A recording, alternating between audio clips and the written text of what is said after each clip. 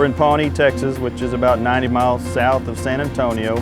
We're at the Pioneer Natural Resources Office Complex for the Eagle Ford Division. A facility like this is extremely important due to the remote location. There's not a lot of resources around here. We need this office complex in order to service all of our wells and our plant sites and keep up with our fleet of vehicles. There's a lot of circumstances building the office complex out here. Utility power, for one, is a year and a half out. Several $1 million just to get started, and we move fast around here, so we needed power quickly, and Capstone's provided that. We have 3 Capstone C1000s. Each one of them are 1 megawatt of power.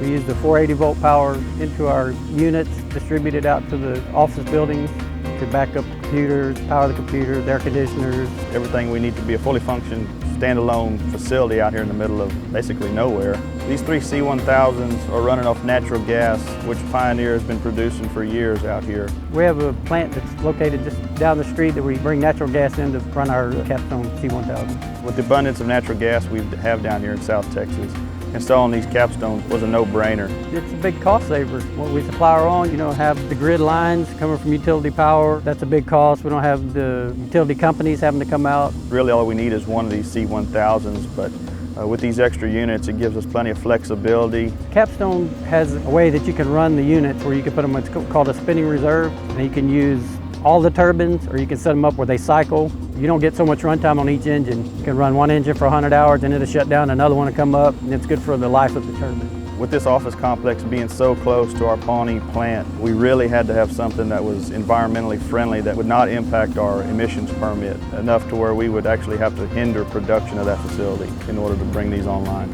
They're clean running.